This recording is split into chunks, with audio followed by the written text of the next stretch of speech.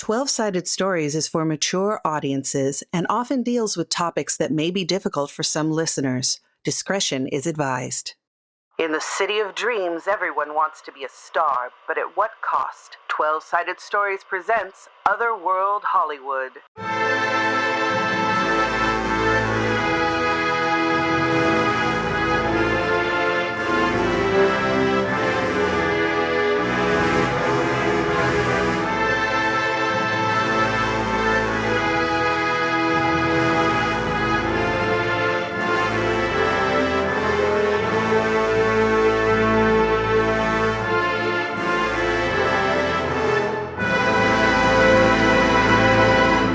Hello, everyone, and welcome to Otherworld Hollywood, our Call of Cthulhu actual play. This is episode number 8, and I'm here with some wonderful players. Let us start with Candace. Hello, everyone. My name is Candace. My pronouns are they, she, and I'm here playing Evie Belafonte, she, her. Hey, y'all. I am Mac, and I am playing Lanore von Mori, who is also known as Cass Richardson, but more frequently known as simply the Vamp. Hi, I'm Lev. I use they, them pronouns, and today I'm playing Roberta Robbie Cerillos, your fun new writer about town. Hello, everyone. My name is Sam Starr. I use she, they, and the occasional they pronouns. And today I'm playing Imani DeVoe, who uses she, her. Hey, I'm Michelle Otis, and I am playing Belle Bellington,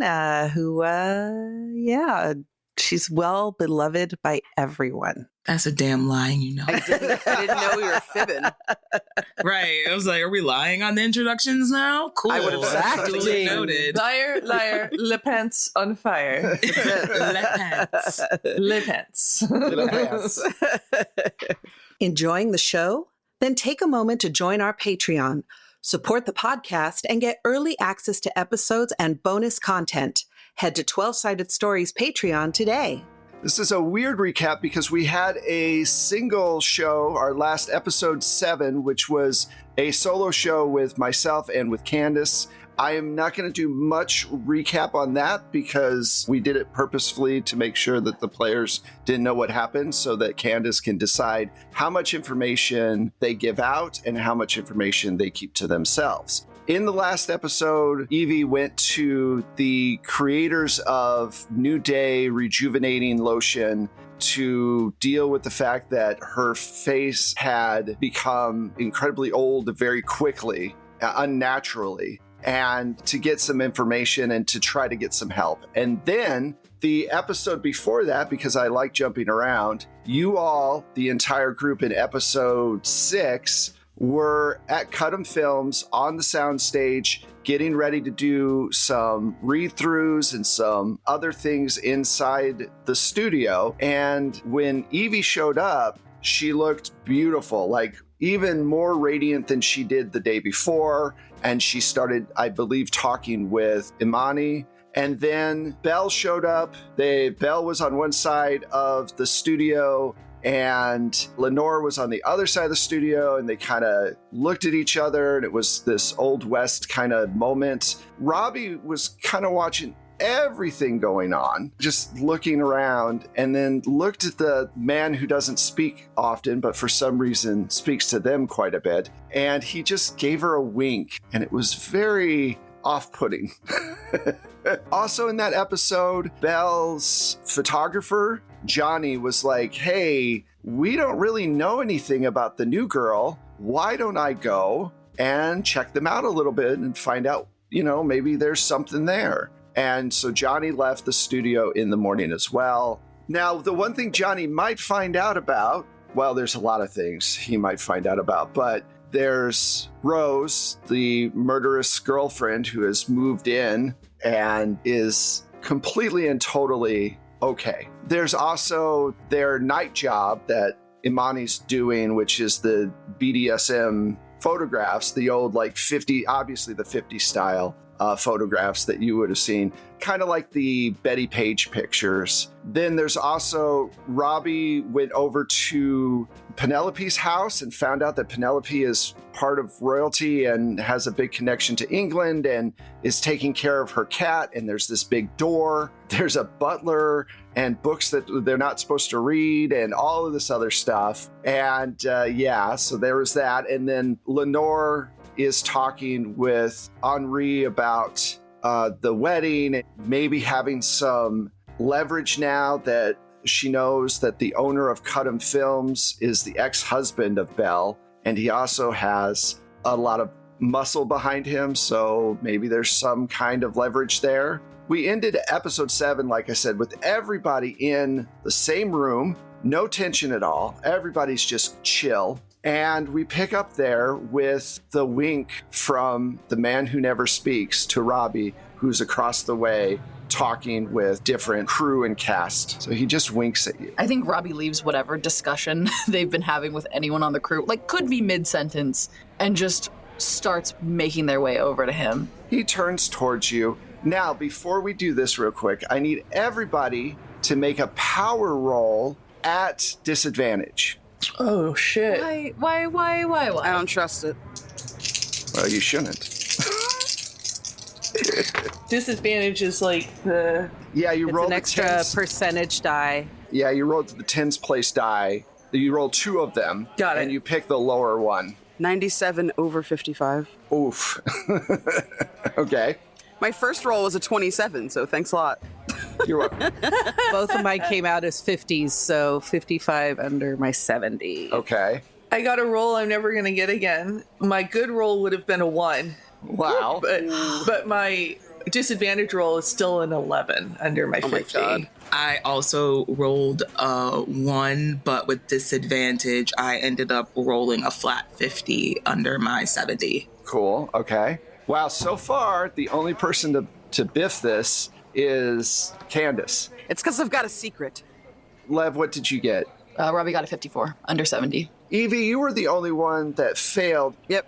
All right. So you're smiling. You're happy. You feel pretty good. And as Imani takes you up onto the stage to start reading through lines, you feel this tingle in the back of your neck that rides up into your skull, and you suddenly feel this immense rage. And you look around, and suddenly you're in this melee of people. They're all dressed in different kinds of armor from all around the world and fighting with swords and guns and bows and everything else. And in front of you is your enemy, and you suddenly realize that you have a sword in your hand, and you waylay into battle.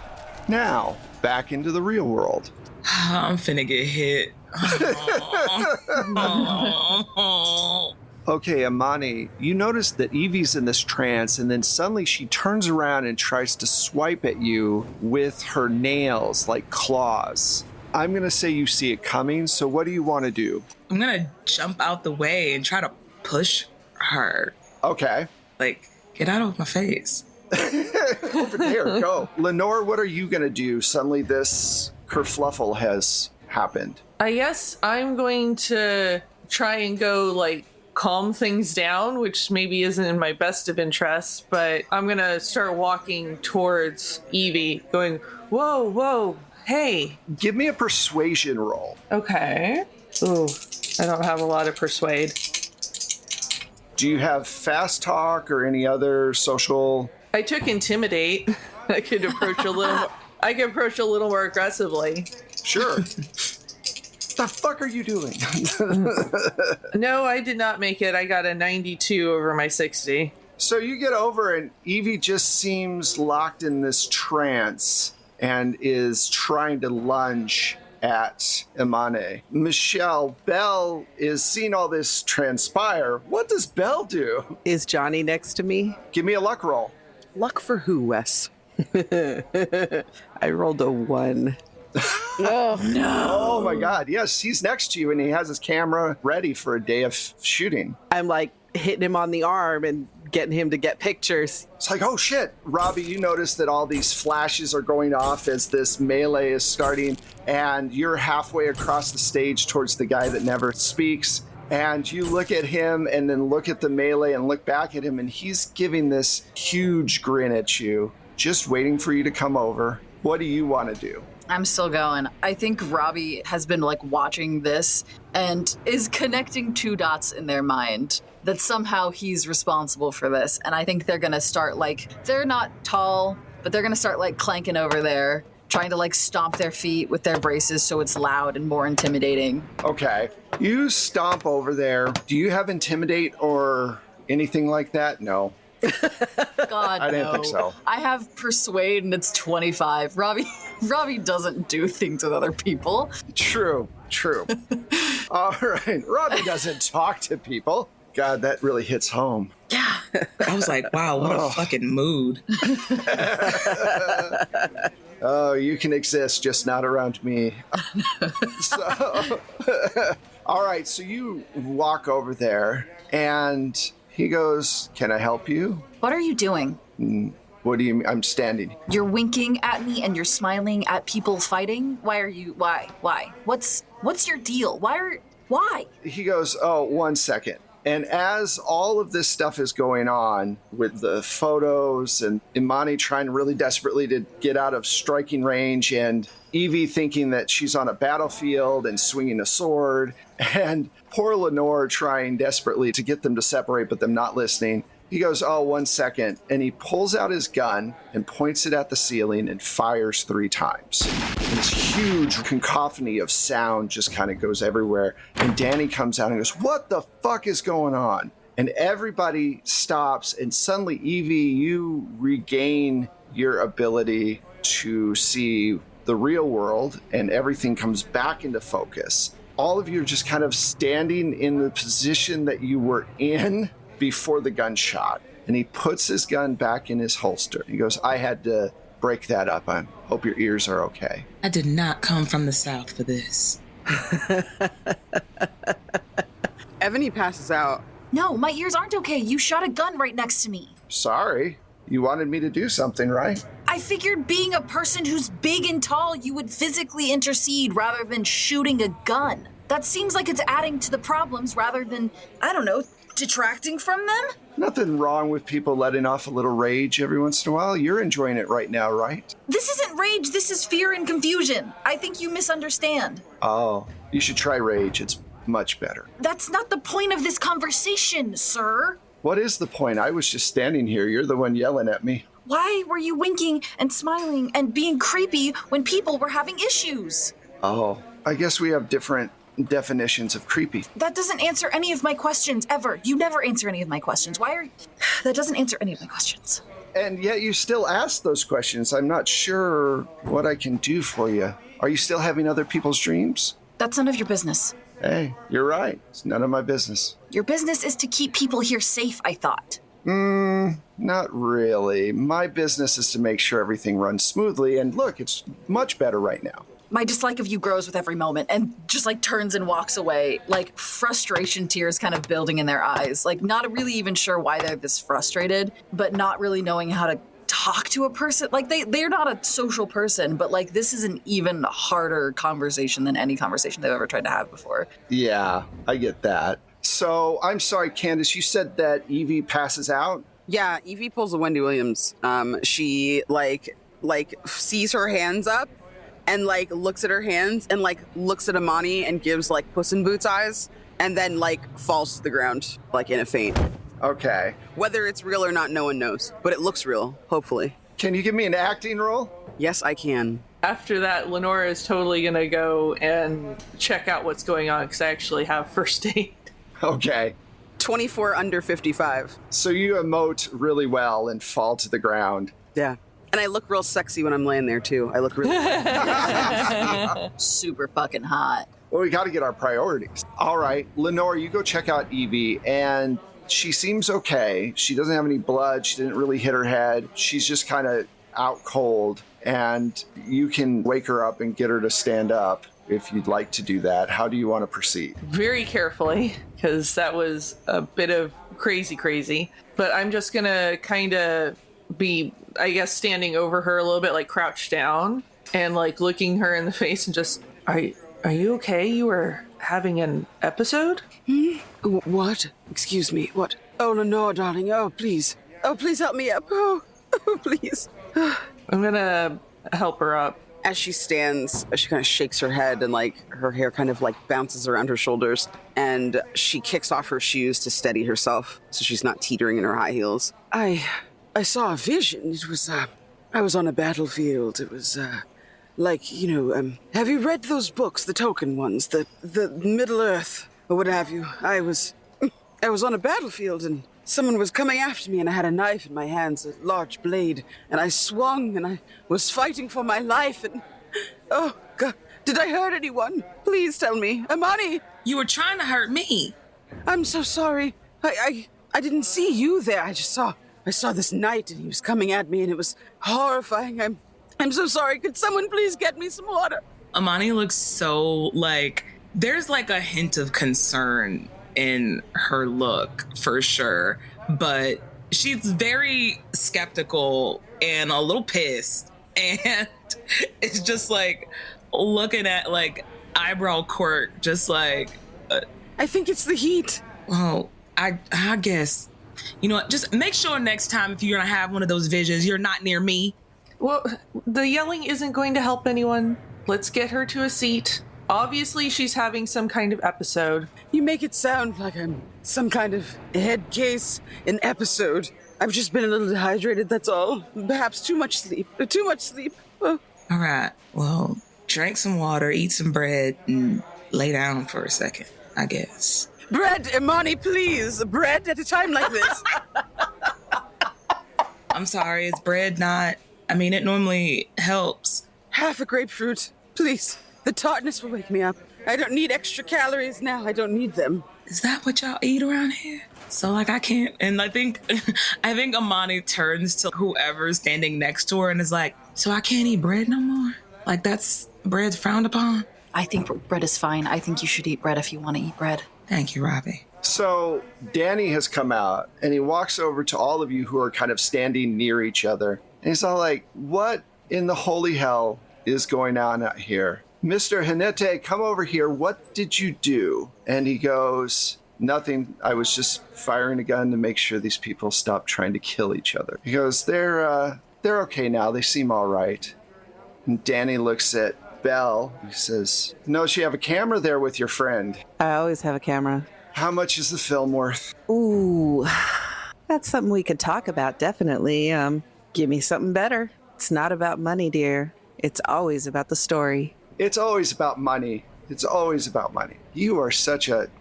Anyway, something better, like what? You've already got a wedding being planned for you. Yeah, but you know that Scandal sells papers. All right, go get your scandal somewhere else. You were supposed to help us out. You and your photographer can take those pictures and go do whatever you want. We will spin it the way we are going to spin it. We're a B studio. No one's going to care if there was a fight, you know?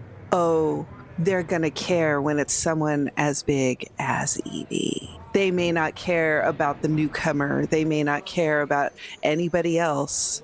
Oh, or they may care about, you know, that you're associated with your star who's going to be national. So... Okay, I changed my mind. You're a cunt, and there's nothing else that's ever going...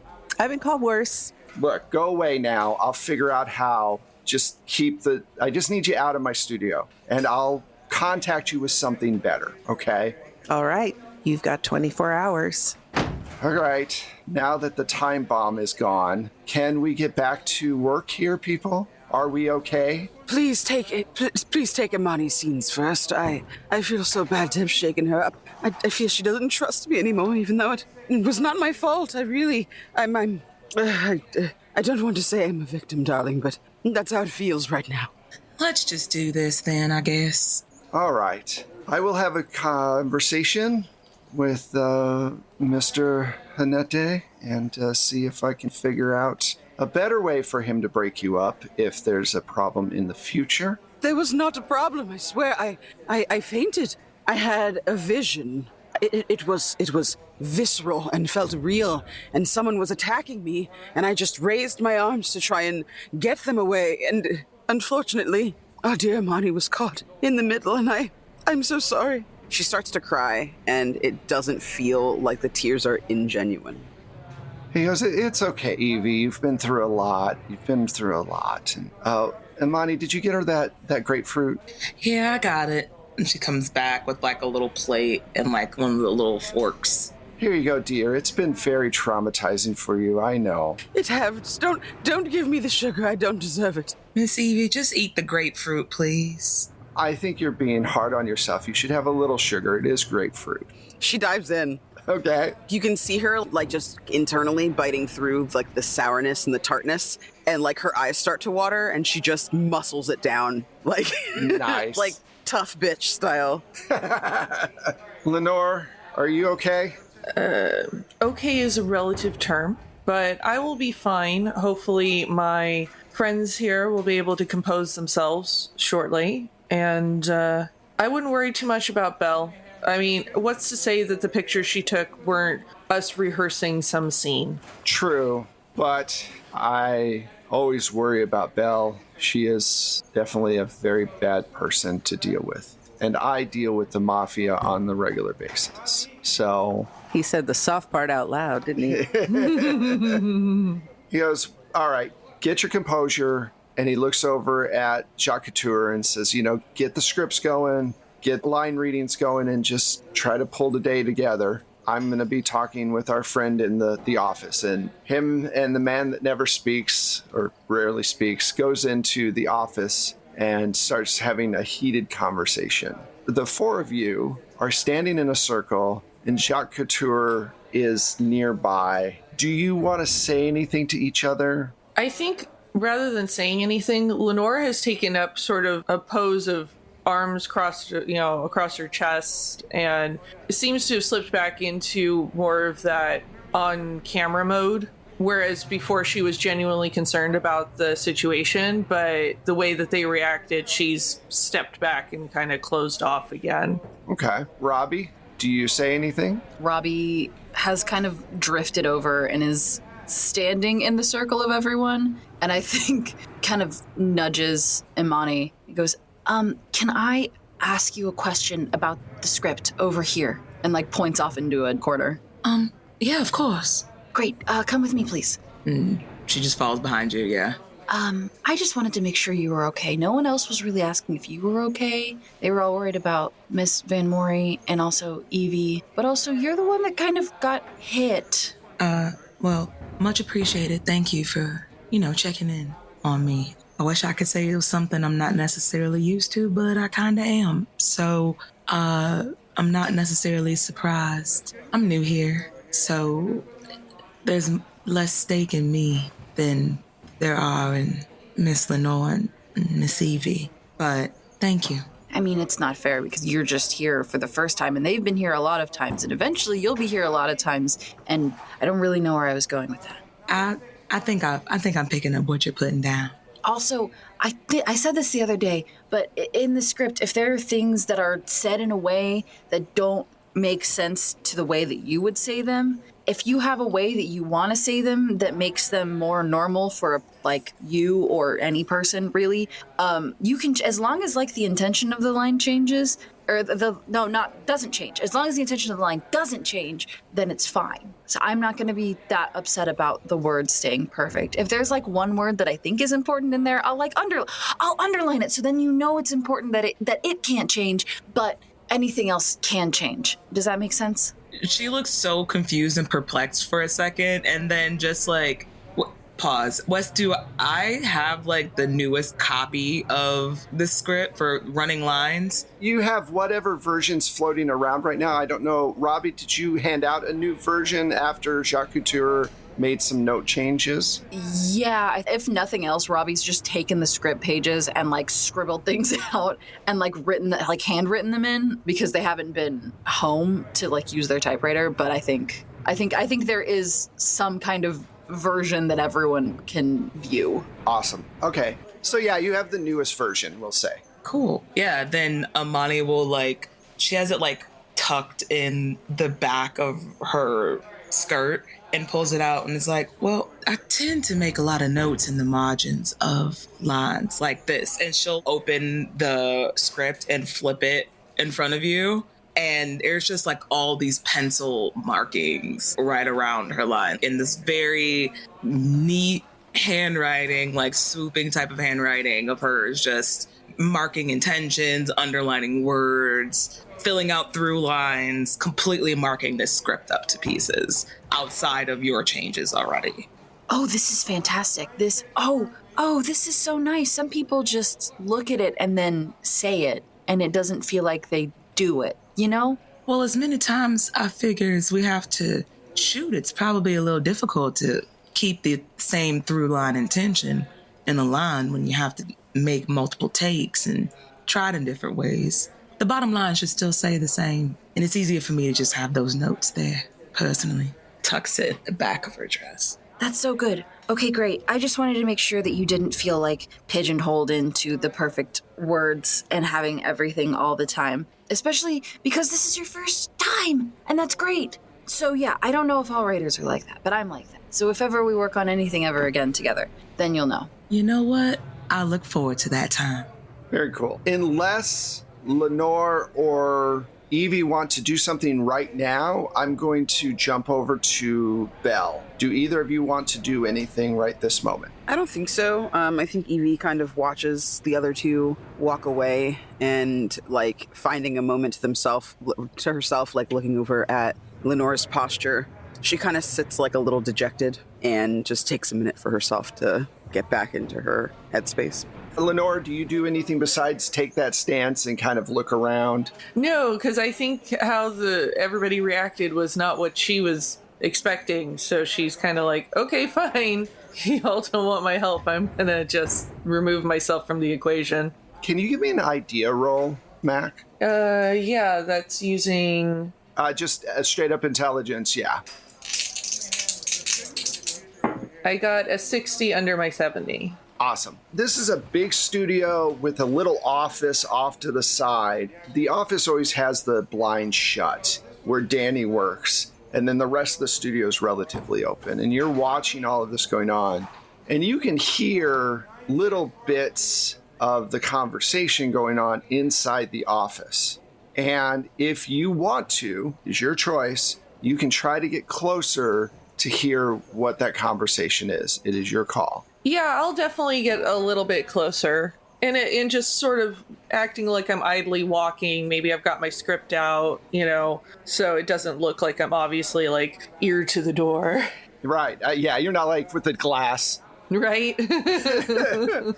So you get over there and you hear Danny say something along the lines of, you cannot fire a gun in the studio. And another voice say, I'm really bored and I don't want to be here, but I have to be here. And if I want to fire my fucking gun, I'm going to fire my gun because it's nauseating to watch all of you mortals wash around each other like you were important. He goes, look, I'm not trying to start anything with you, but you need to be more careful. Well, I don't feel like I need to be more careful. It's all going to end soon enough. And then suddenly you hear the door start to open and you walk a few feet away with your script and he comes out, kind of looks around, kind of looks towards your way, and you can feel him look at you and you get angry when he looks at you. But then he averts his gaze a little bit. That feeling goes away as soon as it came. And he walks towards the back of the studio, just starts watching everybody again, doesn't say anything. And you just hear Danny yell from the office, get the fuck back to work, and the door slams. All right, so I'm going to jump over to Belle. Belle, you walk out with Johnny. He goes, holy fuck, we've hit the mother lode. I mean, it's a hell of a lot of leverage if we don't publish. Yeah, it is a lot of leverage. I mean, I've always wanted to see Cancun. Oh. So you want a payout instead of a good story? I don't know. Evie's full of shit. That was all an act at the end. Oh, you and I both know it. You and I both know that. She's a pro. Come on. Oh, I don't know what I was doing. There was a man on a battlefield. It's so difficult. Someone bring me an espresso or whatever the fuck she asked for. Terrible. Half a grapefruit? Come on. Who comes out of a hallucination and asks for a grapefruit? I don't know. I have no clue. It's just some sad shit in there right now, I'll tell you that. Look, we need to go over and figure out who this Imani is. The more gold we hit, the better. We could publish some of it and get money for the rest. The sky is the limit with this group. Yeah, this is a hotbed. I thought coming to Cutham might be a little boring, right? I thought it might be, we're on Poverty Row, right? But this is so much more interesting than anything going on at the big studios. What did Danny call the guy who shot the gun? Mr.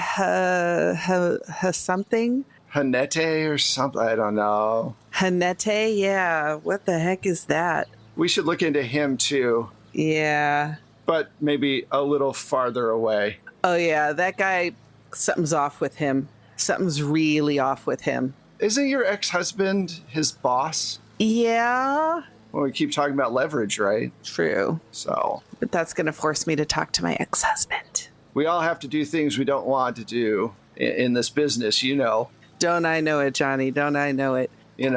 Well. At least you're not getting grapefruit for a has-been. Well, see, that's the thing. This is the kind of role that for a has-been could be a springboard to a renewal in career. And she was looking pretty good, too. Yeah, what is up with that? She can't have had surgery. The turnaround's too fast. And I don't know any surgeon who could do that kind of work. And I know all of the plastic surgeons in Hollywood. Do you think it's drugs? I don't know. I've never seen anything that could do that. Yeah. I mean, she looks like she's 25 years younger. True. So how do you want to do this? You want to divide and conquer? Or what do you want to do? Yeah, let's divide and conquer. I'll talk to my ex. And, maybe I can squeeze some money out of him and then get Danny to give me a story. We get a little bit of both. True. I'll go check out this Imani. Yeah, there's something different about her. The whole doe-eyed, I'm just a little Southern girl who came off the bus and got a job. Come on. That doesn't happen. Yeah, they're definitely laying it on thick. Yeah. Well, we've already got Lanore in the bear trap. So I will go see if I can get Imani, and you go see if you can get some more stuff on the others. And yeah, we'll go from there. What about Robbie? Seems harmless, bit talkative. Robbie seems harmless. I mean, they are a good writer. And, Have you read the script yet? I haven't seen it. I've seen bits of it, and they're good. They're really good. I know Danny's going to cut it all to pieces, but Robbie's got potential to be writing for a big studio, to be writing prestige pieces. Whether they get out of this studio or not, that's a whole other story. True. You know what? We can wait to see what they do. And if they have potential to go to a bigger studio, we could use that as a door to the bigger studios. True. Follow them up their path to glory so we can get bigger fish. Maybe do a piece, because, Robbie doesn't strike me as anybody with any scandal. No, probably not. Nah. But maybe do a piece about this up-and-coming writer and their talent and, give their career a little boost.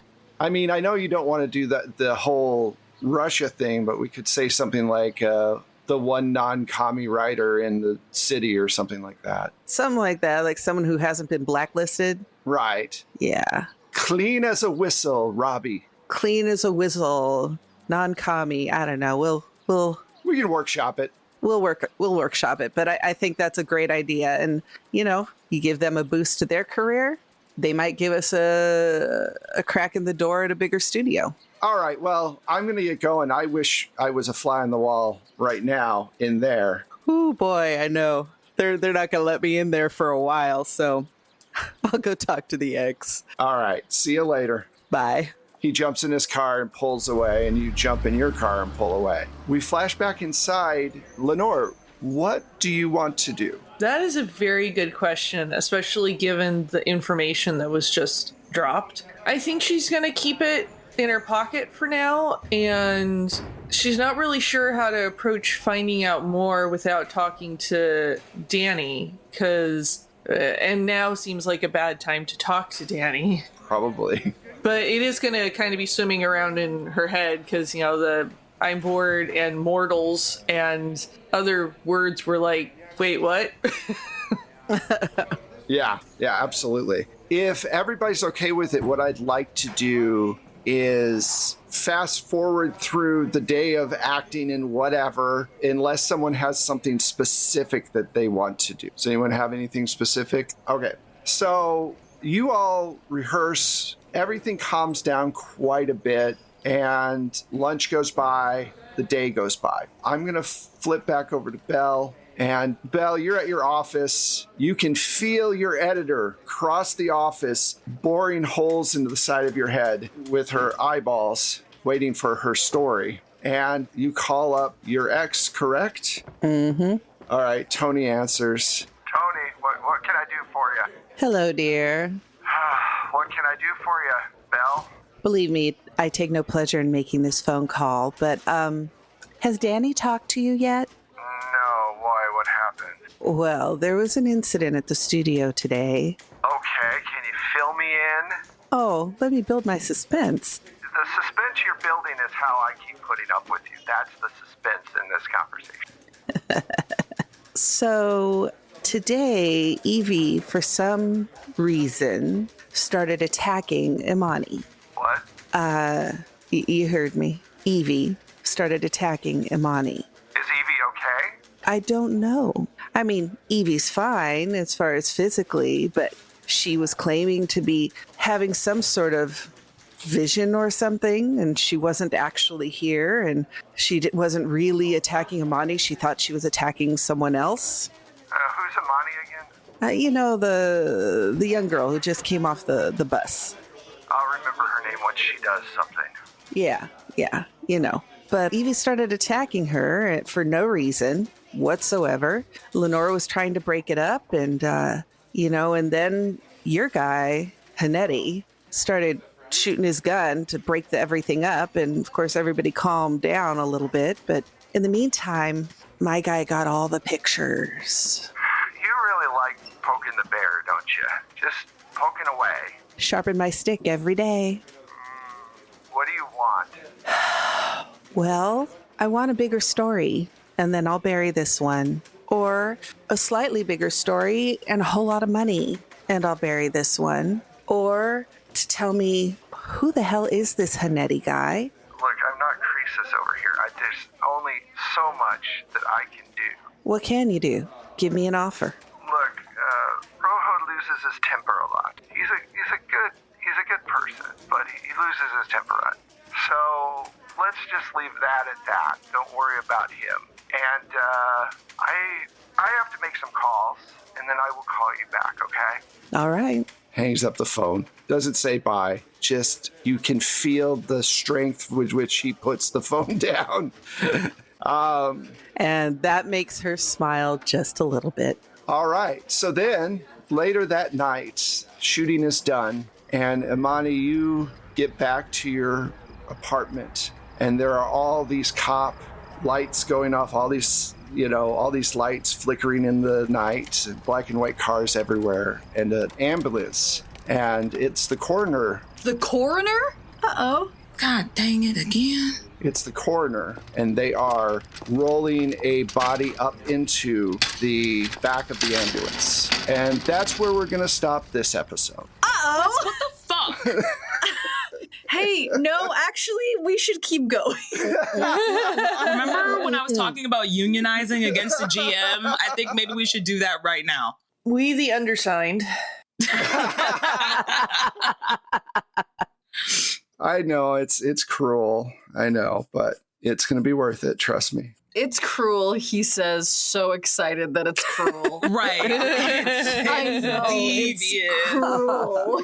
With a fucking huge smile. Look, you have to have a certain amount of sadism to... Honestly, in order to GM accurately, correct. Yeah. You have to have just a smidgen. Just a Not little too bit. much, just a smidgen. Mm-hmm. To make things. And this way, you guys are going to be excited to play again in September. But that's Right. a long time away. It is a long time away. Wes? I have to. Does that make me a masochist? Yeah. Like if I continuously sign up for that, that's okay. Learn something new about myself. Look at Kind that. of. Yeah. Oh, anyway. Thank you all so much for playing. As always, it was a lot of fun. I would like to know where all these wonderful people are. Let's start with Mac. Hey y'all, I have been and will continue to be Mac Beauvais. You can find me everywhere online as @StrangeLikeThat. I'm still going to call it Twitter, Instagram, Facebook, and potentially showing up in Sims games randomly. Hello. Hi, I am Sam Star. I was Imani today. You can find me all over the internet. I also will still call it Twitter. I don't give a damn what you think, Elon Musk. Lust for Life X, that's on Instagram, Twitter, Hive, Blue Sky. Yeah, pretty much socials everywhere. You can catch me on Saturdays, Transplanter RPG's Twitch channel at 8 p.m. Eastern for the Chaos Protocol. And apparently that's my sim game that Mac shows up in just randomly. That's me. Oh, I'm not muted. I thought I was muted. Hi, I'm Lev. I've been Robbie Sidios today. You can find me on Twitter at LegoM2, the number 2RS. Usually, you can also see me playing games at Mayday Roleplay. We're getting geared up for Orpheus. We're going back to our Orpheus system, which is a World of Darkness game, which is great. We're all a bunch of sad gay ghosts. Yeah, that's Mayday. God, I keep thinking I'm going to get better at these, and I never fucking do. Hello, everyone. I am Candace the Magnificent. You can find me at that Candace Girl, CandaCe, over on Twitter, at Candace Marie on Blue Sky, and at Candace Magnificent anywhere that doesn't have a 15 character count limit. And you can also see more of my work over at Crossroads Games, live from the apocalypse, every other Saturday on What We Do in the Shallows, a 5e homebrew on Matihi's channel. And yeah, just follow me on social to see more, I guess. Hey, I'm Michelle. You can find me on the socials at Michulu. That's MICHULHU. You can find my music and Wes's amazing sound effects if you subscribe to the Plate Mail Games catalog through BattleBards. See, Lev, we all do it. Michelle has said that line many, many times. Yeah. I have mine memorized and set so that I don't have to try and think of anything clever. I truly should do that. And I am Wes Otis. You can find me at Plate Mail Games. You can also find the show on all of the socials at 12 Sided Stories, the name 12 and then Sided Stories. You can also find us on Discord if you want to talk to us about stuff. Come join us.